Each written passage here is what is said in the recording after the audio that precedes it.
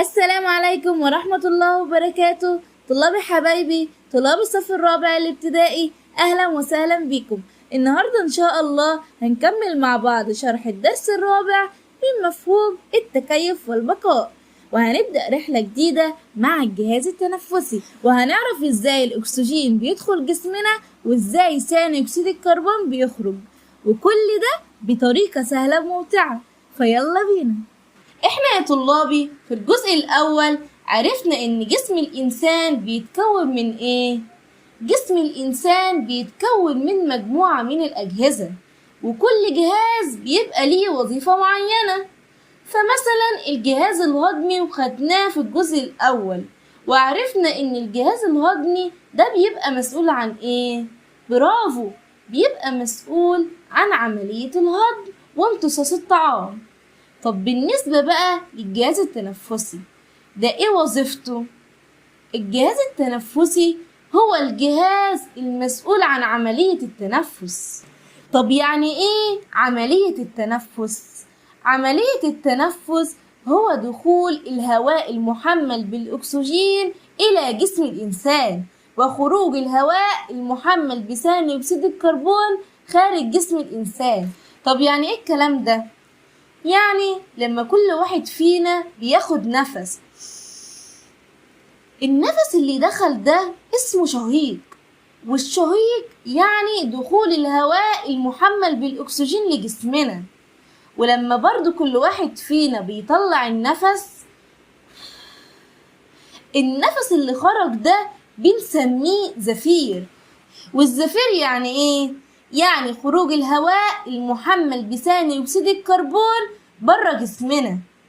فيبقى بكل بساطة النفس اللي بيدخل جوه جسمنا هو الشهيق اللي بيبقى محمل بالأكسجين، والنفس اللي بنطلعه بره جسمنا هو الزفير اللي بيبقى محمل بثاني أكسيد الكربون. فهي دي بقى عملية التنفس. طب هو ليه جسم الإنسان بيحتاج إلى أكسجين؟ لأن الأكسجين ده بيبقى ضروري جدا جدا لجسم الإنسان. ضروري ليه؟ علشان الجسم من خلاله بيقدر يقوم بكل الوظائف الحيوية. طب وليه بقى بنخرج ثاني أكسيد الكربون بره الجسم؟ لأن هو بيبقى مادة ضارة في جسم الإنسان، وتراكمها ممكن يسبب أمراض كتير. فعلشان كده الجهاز التنفسي بيخرجه بره الجسم. طب بقى ممكن حد يسأل ويقول هو احنا مش بنتنفس غير أكسجين صح؟ أمال بقى ثاني أكسيد الكربون ده بيجي منين؟ أنا أقولك، ثاني أكسيد الكربون ده بيجي من الخلايا. الخلايا وهي شغالة وبتقوم بالوظائف بتاعتها بتنتج ثاني أكسيد الكربون. يعني الخلايا هي اللي بتخرج ثاني أكسيد الكربون. فعلشان بقى ثاني أكسيد الكربون ده مضر في جسمنا فبنخرجه بعملية الزفير. فبقى لو جه سؤال وقال ما المقصود بالجهاز التنفسي؟ الجهاز التنفسي هو الجهاز المسؤول عن إدخال الهواء المحمل بالأكسجين إلى الجسم وطرد الهواء المحمل بثاني أكسيد الكربون خارج الجسم. هو ده وظيفة الجهاز التنفسي. ودلوقتي بقى بعد ما عرفنا وظيفة الجهاز التنفسي، تعالوا بقى نعرف بيتكون من ايه. وأول حاجة بيتكون منها الجهاز التنفسي وهي الأنف، وده المدخل الطبيعي للهواء. وممكن الهواء يدخل من الفم عادي، لكن الأفضل دايما إن الهواء يدخل من الأنف. طب ليه الهواء الأفضل يدخل من الأنف؟ لأن الأنف بيبقى فيها شعيرات وفلاتر بتعمل إيه؟ بتنقي الهواء من الغبار والميكروبات. فعلشان كده الأفضل دايما الأنف. وتاني حاجة بيتكون منها الجهاز التنفسي وهي البلعوم. وهنا افتكروا معايا، شفنا فين البلعوم ده؟ برافو، كان في الجهاز الهضمي. يبقى ده معناه ان البلعوم ده عضو مشترك بين الجهاز الهضمي والجهاز التنفسي. وفي الجزء ده ممكن يجي سؤال مهم جدا. السؤال بيقول ايه؟ ما هو العضو المشترك بين الجهازين الهضمي والتنفسي؟ الإجابة البلعوم هو العضو المشترك بين الجهاز الهضمي والجهاز التنفسي. فده سؤال حلو جدا. طب بعد بقى البلعوم في الجهاز التنفسي، الهواء بقى مش هيروح للمريء زي كده الأكل في الجهاز الهضمي، لا، الهواء بقى هيدخل حاجة جديدة اسمها القصبة الهوائية.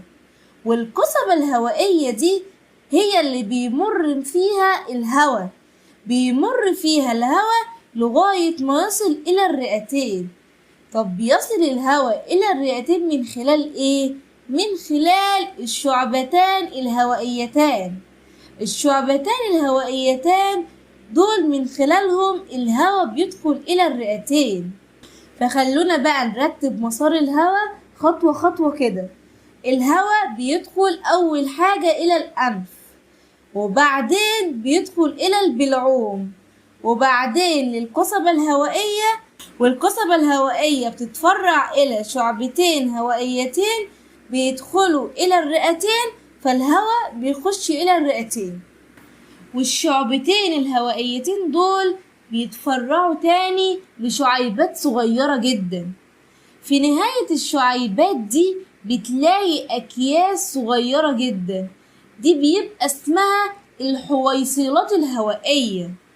يبقى القصبة الهوائية تتفرع إلى شعبتين هوائيتين، وكل شعبة من الشعبتين دول بتتفرع تاني إلى شعيبات صغيرة، وفي نهاية الشعيبات الصغيرة أكياس صغيرة اسمها حويصلات هوائية.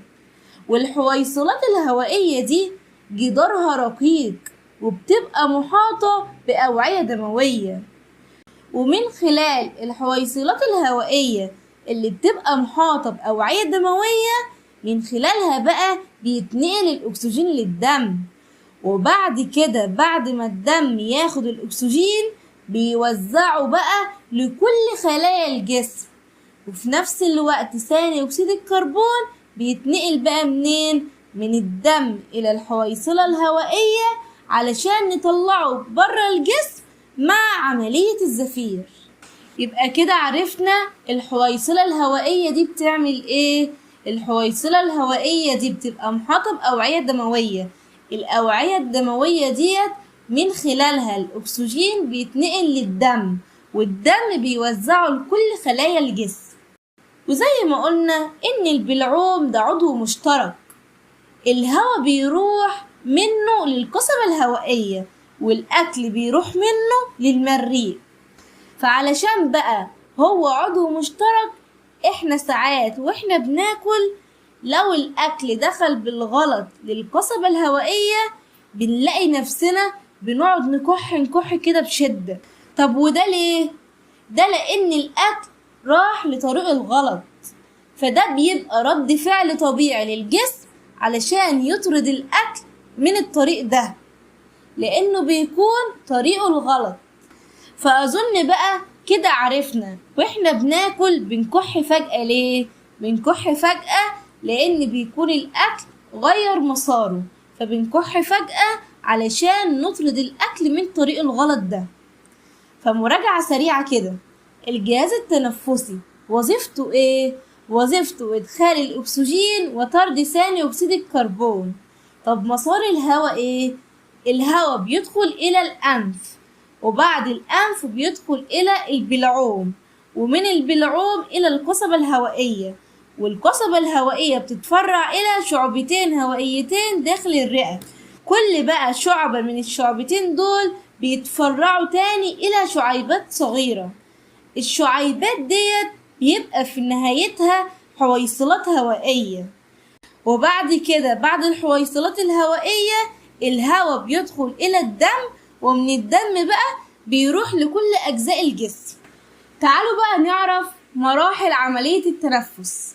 وعملية التنفس علشان تتم بتمر ب3 مراحل أساسية.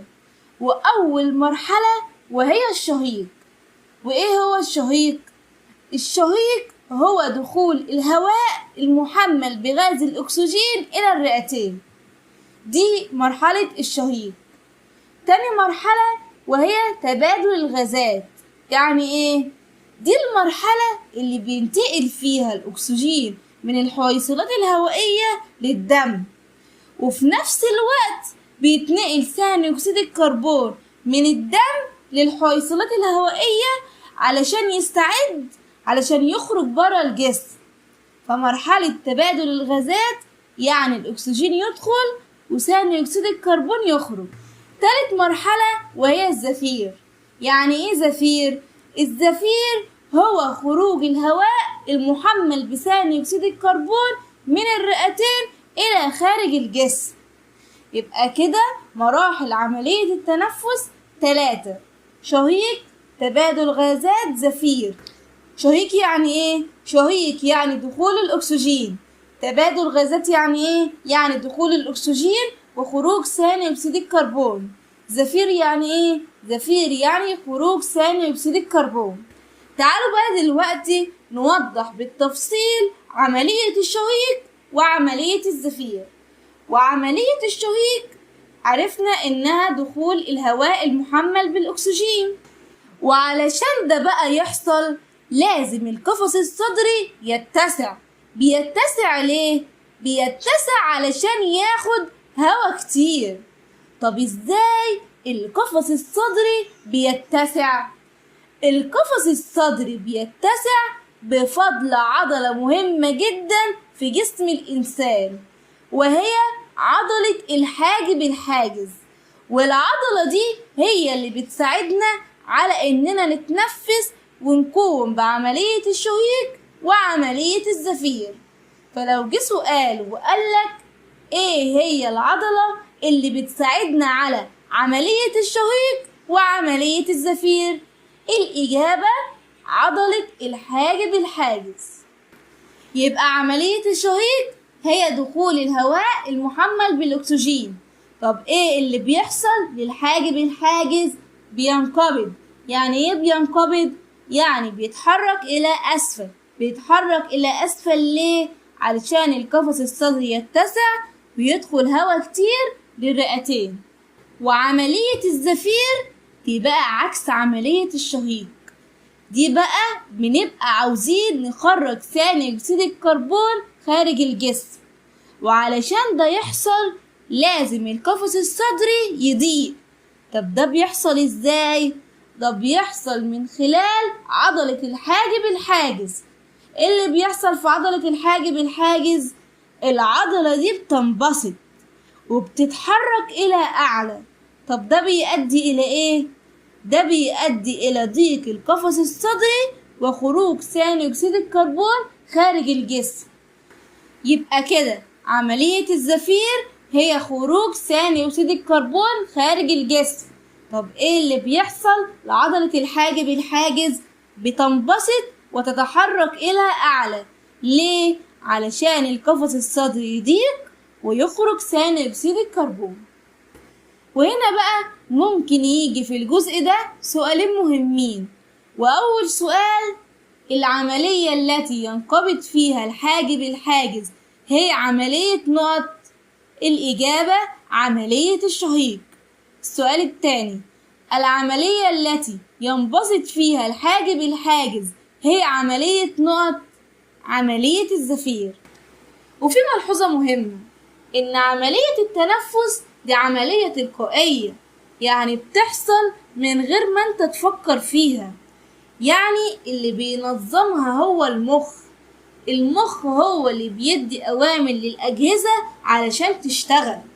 فعملية التنفس دي بتحصل تلقائي داخل الجسم بدون تفكير، وبتتم عن طريق عملية الشهيق وعملية الزفير. وبكده نكون وصلنا لنهاية شرح الجهاز التنفسي، وأتمنى تكونوا استفدتوا واستمتعتوا معانا. وما تنسوش تعملوا لايك واشتراك علشان يوصل لكم كل جديد، ونشوفكم إن شاء الله في فيديو جديد. وإلى اللقاء في فيديو آخر.